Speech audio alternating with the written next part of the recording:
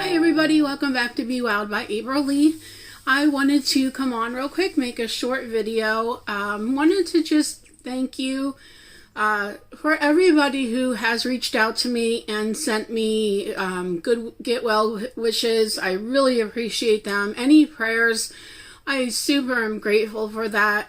So I wanted to let you know, I am just from the bottom of my heart, thank you so much for being there for me during this difficult time. It means the most. You can't imagine what it means to me, honestly. Sorry, I'm stumbling on my words a little bit. I just get a little emotional when people that doesn't even really know me are reaching out to me and saying, hey, how you doing? Or I'm sending you prayers, or you know, whatever. Or for the handful of people that actually sent me a little bit of money to help me financially with my my situation with being off of work and not having any money coming in right now. I truly appreciate it. You know, any little bit helped me, so I truly appreciate it. And there's still time if you wanted to help and couldn't do it at that time. You know, I'll put all my information in the box below, in the description box. So, you know, in case you wanted to, just to let you know, I do prefer PayPal. It just seems like it's a lot easier. I've never used Venmo, but I will give you my information. And I can also send you the link to my Venmo. I just found that out today, when a family member reached out to me and wanted to send me some money. So if you wanted to do it that way, definitely I can do that for you as well. Not asking, you know, I hate asking for help. So this is not me begging for help. This is just me saying, if you wanted to, I would greatly appreciate it, because I still have, I was able to get enough money for my June rent. The person living in the household with me was able to come up with a good portion of it. And then I had two separate organizations, the church that I've been going, well, that I'm going to be going to here, who helped me out last month a little bit. They also helped me out one last time this month. And then an organization here in the area, Urban Ministries, has helped me out a little bit too. I have another appointment on Wednesday for Salvation Army. So I'm going to go there because I do still have my electric and my internet to pay.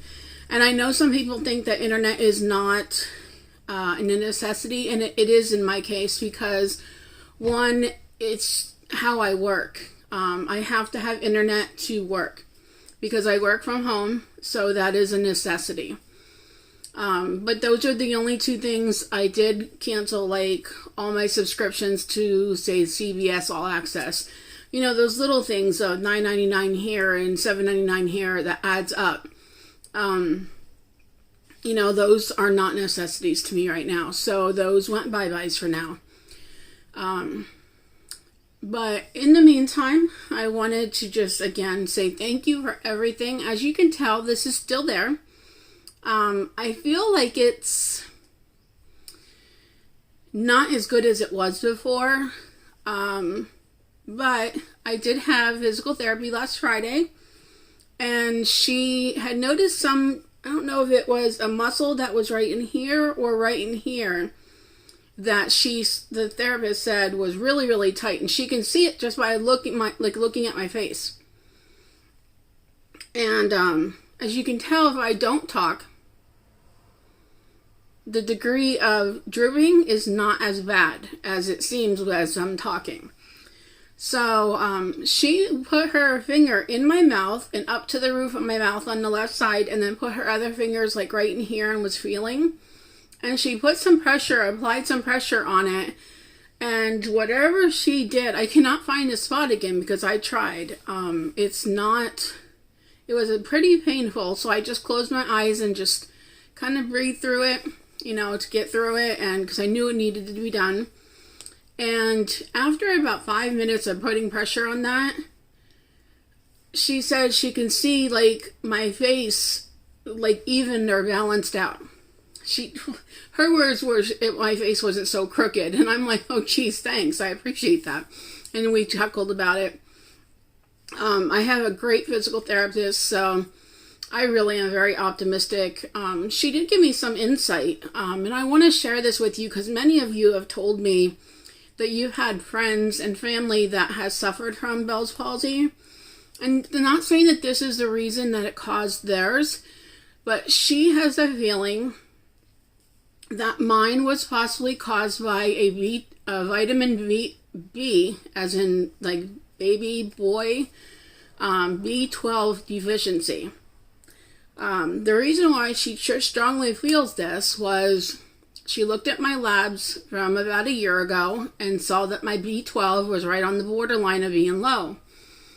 And then she took into consideration that I just had my colonoscopy and endoscopy done 4 days prior to this happening. It was done on Wednesday, and the symptoms started appearing on Sunday.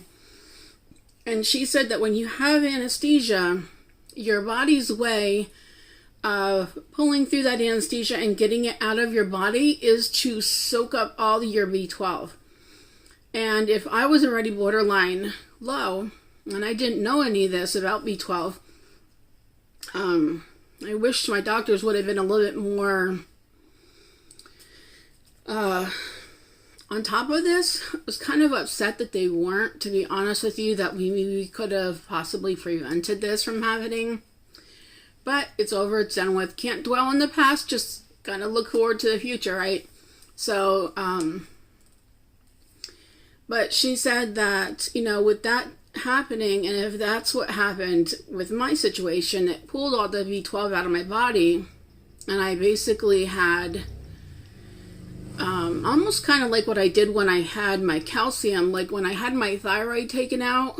I had just gotten home from the hospital, and it was the day after I came home from the hospital. I woke up and I said to my best friend that I was living with and the people that we rented off of, I'm like, I can't move the right side of my face. Like, it feels like just like this. It feels like I can't talk right. I can't smile right. Like, my whole face just felt really weird. And so I called the doctor. The doctor's like, go to the hospital. I know I'm off on a little bit of a tangent, but just to let you know how, like, my body reacts to it. Doctor says, go to the hospital right away. So I'll order blood work. I had my blood work done. It was about a 40-minute drive back home to where we lived, because we lived in northwestern Ohio, and it was very, very rural at that where we lived. And plus it was in the winter. It was January, so the roads were pretty bad, and it has it's kind of like Arizona or Indiana here, where there's a lot of fields, so there's a lot of snow blowing along the roads and stuff, making it icy and all that stuff, making the roads bad. And I think I got home maybe 5 minutes before the doctor was on the phone with me and said, I want you to go back to the hospital immediately. And I'm like, he's like, do you have a ride? And I said, not at this time. They're out, the people I live with are out doing their paper route. He's like, well, how long do you think they'll be back? And I said, I don't know, like maybe 2.5 hours. He goes, that's too long. He goes, you got to get to the hospital now. So I got a hold of him. We got me to the hospital, and I had to sit there for 9.5 hours, I believe it was, hooked up to an IV that they put in my arm, like right in here, because they couldn't do it here because they said the calcium that they had to push into my vein would blow that out, kind of like a chemo. So I had to go into the chemo area. So they put an IV in me, and they did calcium pushes. And after like 15 minutes after each calcium push, I got my blood tested again. And they had to take blood from my vein. They couldn't take it from my IV. So all these times I'm getting the calcium pushes, I'm getting my blood work done. They had to stick me like 7 times. And finally, the last time, you know, it was just creeping up slowly. The last time they said, we're going to double dose it. So they double dosed it, and it was finally right at like the borderline. So they said, stop and get calcium supplements and start taking that, and we'll retest your blood and whatever it was. So that was my instance with having low calcium that caused something similar like this. And I'm sure if my friend Tammy is watching this video, she was my best friend that I was living with while we were sharing a room with, I should say. And she remembers this very well because she wanted so bad to come with me. But the people we lived with had 2 autistic children, 1 and 4, I believe, or 1 and 3. And they kind of used Tammy as a babysitter and someone to raise their child because the mom was really lazy. But on another note, you know, so I had to go there by myself. I remember I watched a couple good movies, and you know, the nurses would come in and talk to me since I was alone, and I had my phone to talk to people, but it was really lonely. But anyhow, off on that tangent. So that's what the therapist thinks. I'm so sorry I did that. That's what the therapist sincerely thinks, that it's the B12 deficiency, but she said that surgeons are always hush-hush about it because they know that they make mistakes like that and they don't want to mention it. So that's where they think that this happened. So if you know anybody who gets their B12 tested every so often and has low levels and they're going in for any kind of procedure that has to do that they're going to get anesthesia, always have them request a doctor to do blood work to check for their B12 levels beforehand and talk to the doctor about possibly taking a B12 deficiency or B12 supplement. She said that they recommend 5,000 milligrams a day is the usual supplement. And I went to Walmart and I bought B12 and I got 60 of them for like $8. And it's 1 a day, so it's, you know, 60 days, so 2 months worth for like $8. Not bad. Not saying I might not have to take it as like a constant thing, but I'm definitely taking it right now. And she said it might help speed up my recovery too. So that's what I'm doing. So this video was that to update you, kind of give you a little insight into what possibly caused this. And I'm sorry I'm not looking at the screen. It's really difficult for me to look at the screen and see my face and everything like that when I'm talking, so I'm tending to look off to the side. I apologize. But I wanted to show you some yarn that I actually came across at the Goodwill. How long ago has this been? I want to say like a month and a half ago, something like that, maybe even longer. I just happened to stop there one day just wanting to go shopping at Goodwill, and I happened to come across this yarn. And all this yarn was 99 cents. And for someone who does amigurumi like I do, this is perfect because you don't always need 5 and 6 skeins of one color because you're doing a larger project or a scarf and a hat or, you know, a blanket or whatever. I can use single skeins and be perfect because that gives me a lot of colors to make whatever. So, mind you, let me see. And they don't smell. I forgot to even smell them. But this one was, like I said, 99 cents. This is the color Royal, and it's Red Heart Super Saver. Now, Red Heart's not the greatest for everything, but it is fine for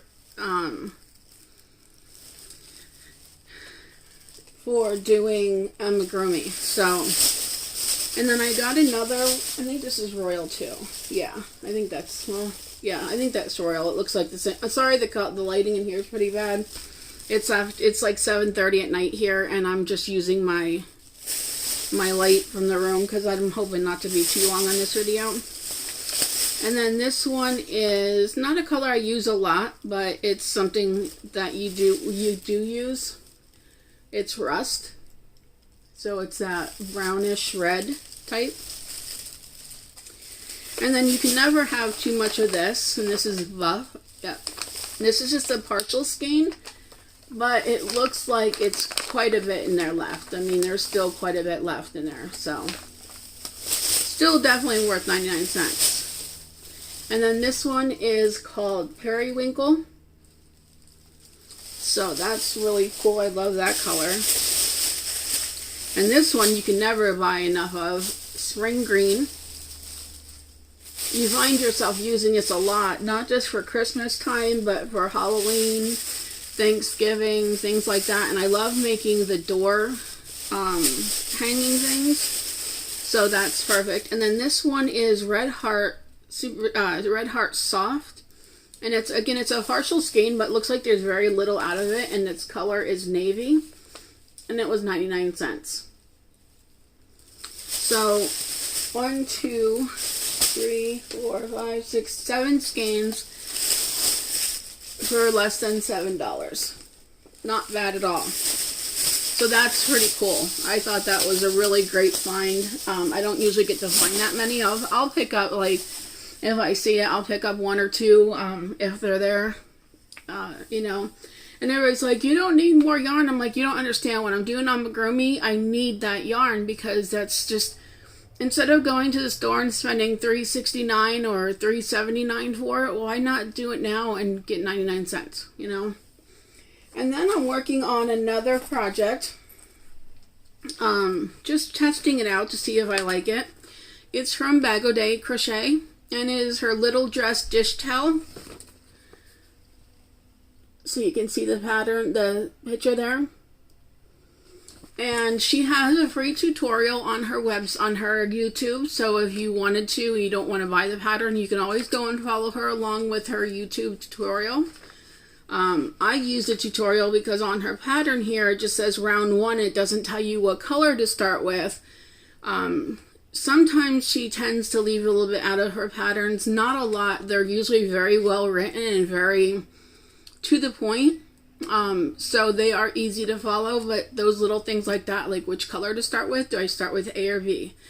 I had to go on her tutorial and find out. So I'm making that. I'm going to see how that comes out, and then that might get made for some people that I'm making some things for and added into their little goodie bags. And then I'm making, so that's an unfinished project. That's one of my whips.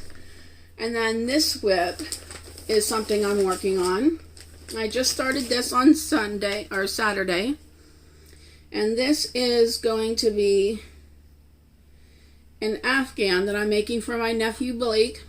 He is getting married this September, and I'm heading to Pennsylvania for his wedding. This is he's in the Pennsylvania Army National Guard. So I am making him, it's a granny square Afghan, like the granny stitch.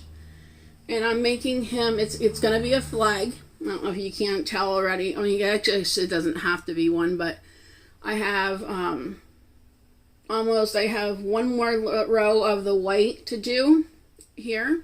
And then I go into the red again. My goal right now is to try to do one of these, one block of color every day at least, at the minimum, to try to get myself together on this. But that's what I've gotten done so far. And I just started it on Saturday, so if you think about it, I didn't do very much on Saturday because I wanted to get the base row done and make sure I didn't rush through it, and I had to really crochet loose on the edge for the edging. So I did 1, 2, this is the 4th day, so Saturday, Sunday, Monday, Tuesday, Wednesday. Is today Wednesday? No, today's Tuesday, so I'm on track with doing 1 block a day. So that's what I'm working on right now as one of my whips. So that's going to be really fun.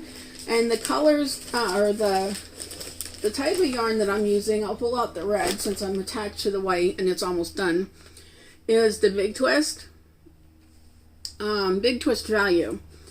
On Mother's Day, I think it was, they had this on sale for $2 a skein at Joann's. And Big Twist is a great yarn to use for Afghans and stuff because it's nice and soft and it holds up well. It's 100% acrylic and it washes up well in the washer and dryer. And I'll be honest with you, I hear people say Red Heart is scratchy, Red Heart this, Red Heart that. It's your preference, of course, but I want to tell you, I made an Afghan. It's over here. I don't want to get up and get it because then I'll be moving my body. But I made an Afghan with Red Heart Super Saver in the stripes. It was the retro stripes. And let me tell you, one, it really wasn't scratchy at all. And two, after I washed it once or twice and dried it, and I just literally throw it in a washer. Don't do the general cycle. I didn't do that. I don't do, you know, I watch how much I dry it, of course, because you don't want to over dry acrylic. But it's super soft right now. So it's really your preference, but honestly, Red Heart does soften up with washes. And then I had one more acquisition that I wanted to share with you. I'm sorry, hold on one second. My eyes. It was dry, super dry. Now it's overproducing tears, which still is making it really blurry. So I'm still having a lot of hard time focusing. So this is something I also got over a month ago. And it's something I got because I'm tired of trying to find my good hooks. I usually keep them in little pencil cases like these. This one I got at the Dollar Tree. This one I picked up at a yard sale, and it's really awesome. I love it. It's an Estee Lauder makeup thing. But I usually kept them in here. But I noticed during my move, I really lost a lot of my hooks. So I bought myself this. It's pink and it has kitty cats on it. And then has two zippers, so I open up the first zipper and I already have some of my hooks in there. And these are all clover hooks. They're my favorite type of hooks. I did get to use a tulip hook from, I think Karen makes them, but I do prefer the Karen, or the, oh my gosh, my mind just went blank. The clover hooks over anything. I've tried so many different hooks, and I'll use some different hooks every so often, but these are definitely my favorite for sure.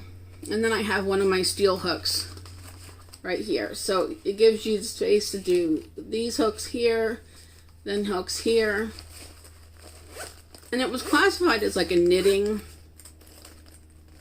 case, but and then the second one is the compartment that you open up, and these are also clover hooks. These are just larger ones.